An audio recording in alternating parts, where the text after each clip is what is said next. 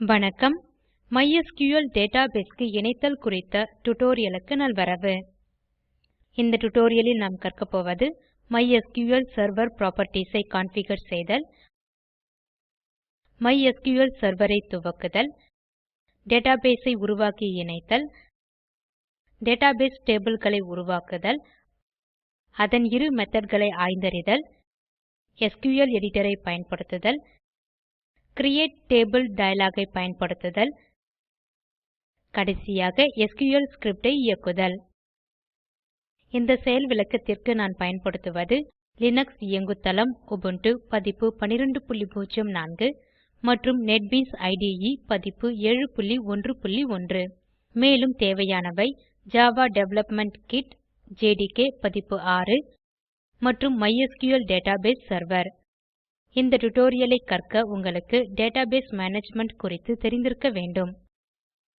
அதற்கு இந்த இணைப்பில் உள்ள பிஎச்பி மற்றும் MySQL ஸ்போக்கன் டியூட்டோரியல்களை காணவும்.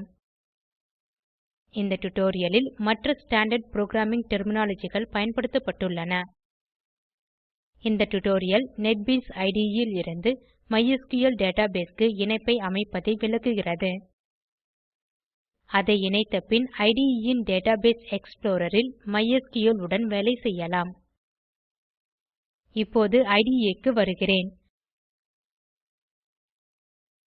MySQL RDBMS க்கான ஆதரவுடன் நெட்பீன்ஸ் ஐடிஇ வருகிறது.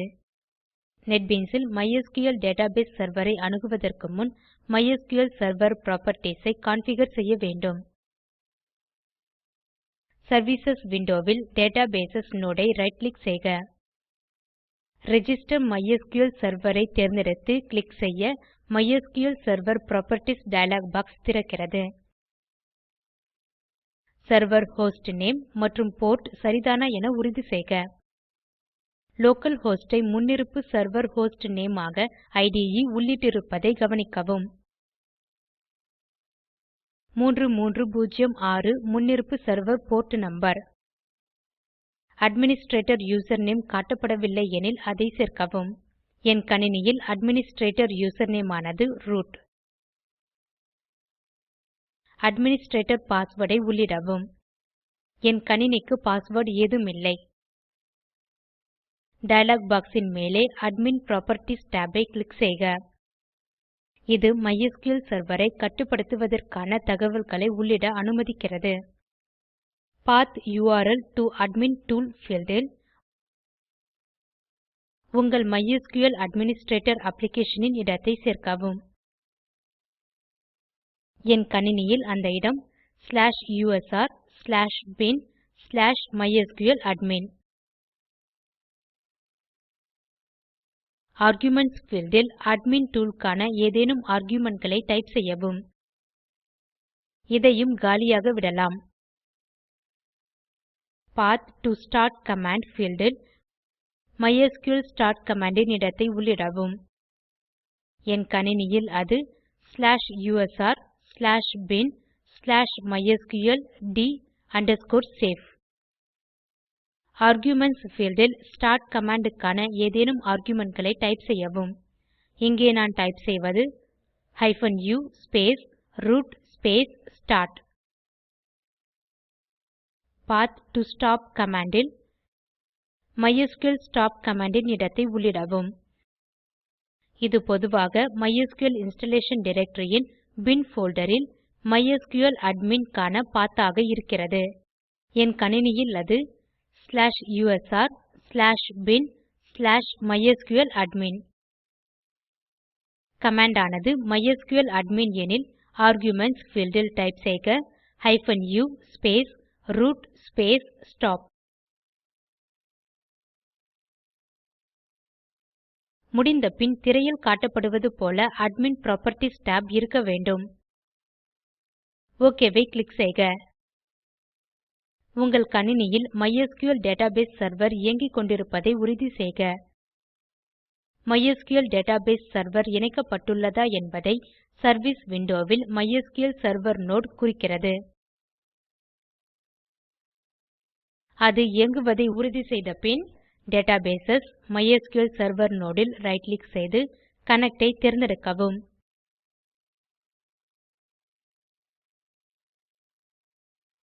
விரிக்கும்போது MySQL Server நோட் இருக்கும் அனைத்து MySQL databaseகளையும் காட்டுகிறது. databaseகளை அணுக பொதுவான வழி எஸ்கியூஎல் எடிட்டர் மூலம் தொடர்பு கொள்வதே. இதற்கு நெட்பீன்ஸ் ஒரு built-in எஸ்கியூஎல் எடிட்டர் ஐ கொண்டுள்ளது.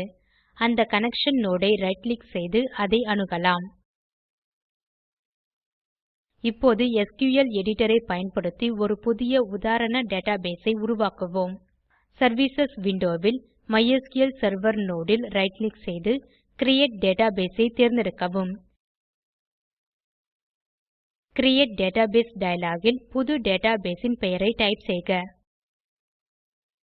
நான் அதை மைனியூடேட்டாபேஸ் என்கிறேன்.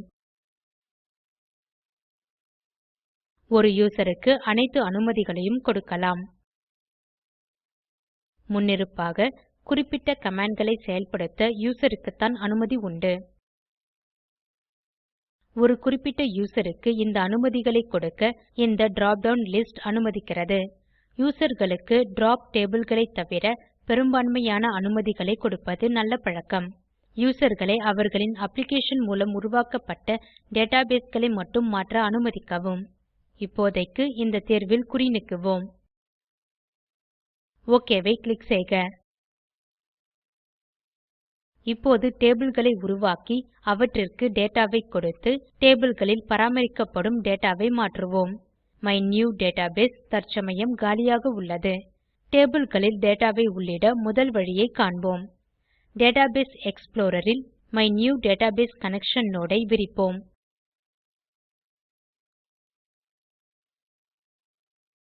மூன்று துணை folderகள் உள்ளன: டேபிள்ஸ், வியூஸ் மற்றும் புரோசீஜர்ஸ். டேபிள்ஸ் போல்டர் ஐ ரைட் கிளிக் செய்து எக்ஸிக்யூட் கமாண்ட் ஐ தேர்ந்தெடுக்கவும். மெயின் மேனு ல் எஸ்கியூஎல் எடிட்டர் ல் காலி கேன்வாஸ் திறக்கிறது. இந்த எஸ்கியூஎல் எடிட்டர் ல் ஒரு எளிய குரி ஐ டைப் செய்வோம்.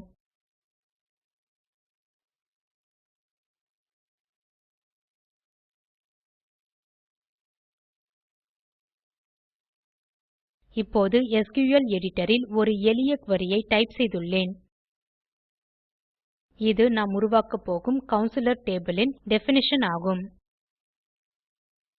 இந்த குரி ஐ இயக்க மேலே டாஸ்க் பார் ல் ரன் எஸ்கியூஎல் ஐகான் ஐ ரைட் கிளிக் செய்க.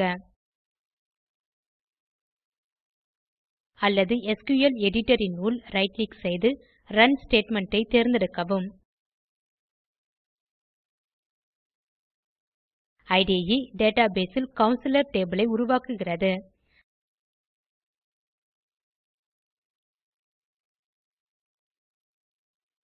கமாண்ட் வெற்றிகரமாக இயக்கப்பட்டது என்ற இந்த செய்தியை ஆட்புட் விண்டோவில் காணலாம்.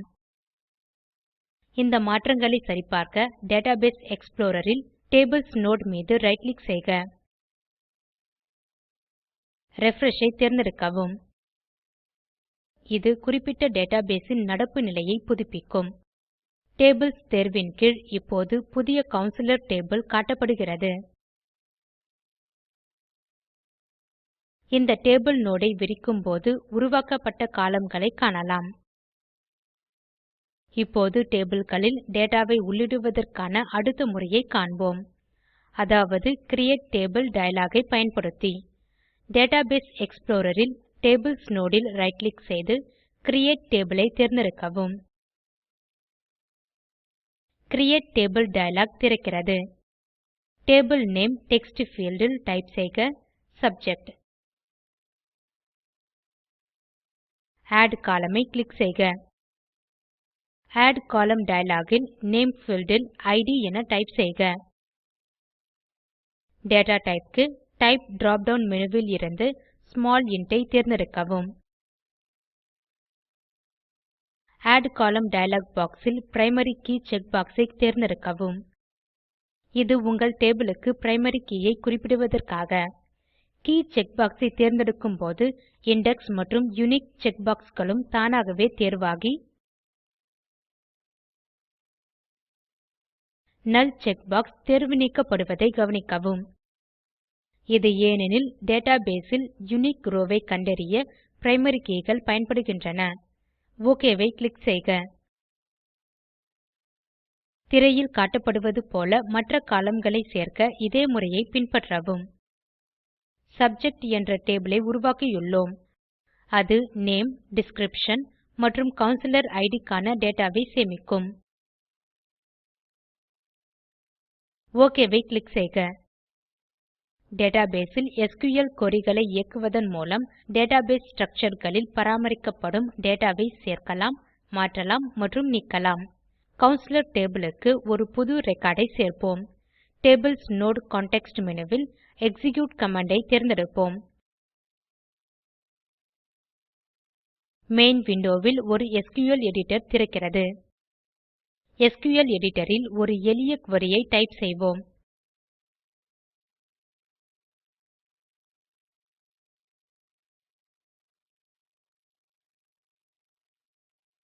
இந்த குரி ஐ இயக்க சோர்ஸ் எடிட்டர் ன் உள் ரைட் கிளிக் செய்து ரன் ஸ்டேட்மெண்ட் ஐ தேர்ந்தெடுக்கவும். இப்போது டேபிள் க்கு அந்த புது ரெக்கார்ட் சேர்க்கப்பட்டதா என சோதிப்போம். கவுன்சிலர் டேபிள் ல் ரைட் கிளிக் செய்து வியூ டேட்டா ஐ தேர்ந்தெடுக்கவும். மெயின் விண்டோ வில் ஒரு புது எஸ்கியூஎல் எடிட்டர் திறக்கிறது. டேபிள் ல் இருந்து அனைத்து டேட்டா வையும் தேர்ந்தெடுப்பதற்கான ஒரு குரி தானாகவே உருவாக்கப்பட்டுள்ளது. இந்த ஸ்டேட்மெண்ட் ன் முடிவு வர்க்ஸ்பேஸ் ன் கீழே டேபிள் வியூ ல் காட்டப்படுகிறது.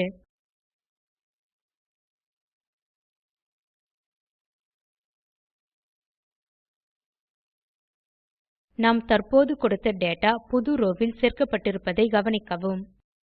இடே ல் ஒரு எக்ஸ்டர்னல் எஸ்கியூஎல் ஸ்கிரிப்ட் ஐயும் இயக்கலாம். செயல் விளக்கத்திற்காக ஒரு எஸ்கியூஎல் குரி ஐ இங்கு கொண்டுள்ளேன்.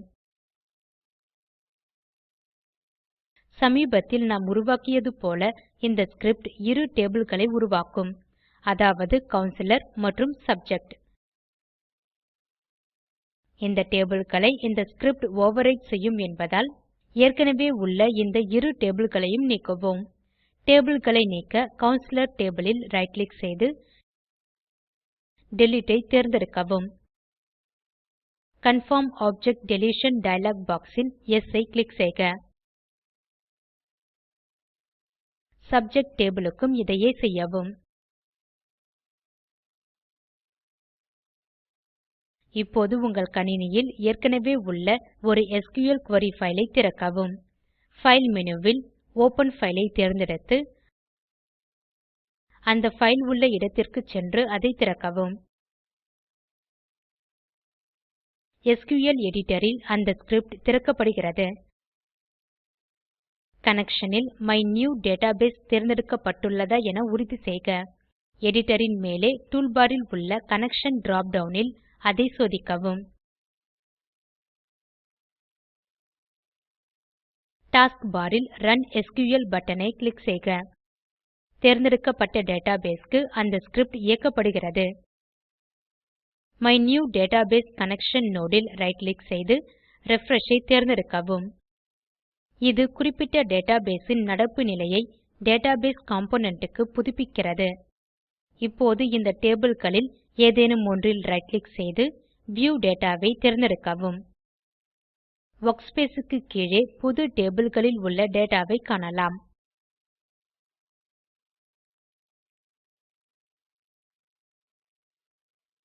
இந்த டியூட்டோரியல் ல் நாம் கற்றது உங்கள் கணினியில் மைஸ்கிள் ஐ கான்ஃபிகர் செய்தல், இடே ல் இருந்து டேட்டாபேஸ் செர்வர் க்கு கனெக்ஷன் ஐ அமைத்தல், டேட்டா ஐ உருவாக்குதல், நீக்குதல், மாற்றுதல், எஸ்கியூஎல் queryகளை இயக்குதல்.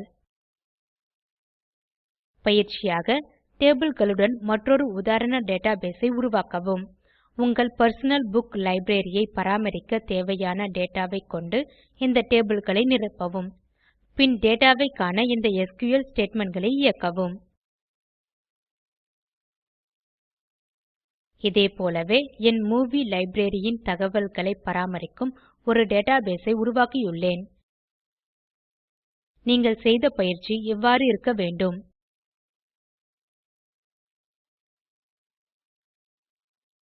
கீழ்காணும் இணைப்பில் உள்ள காணொளியைக் காணவும்.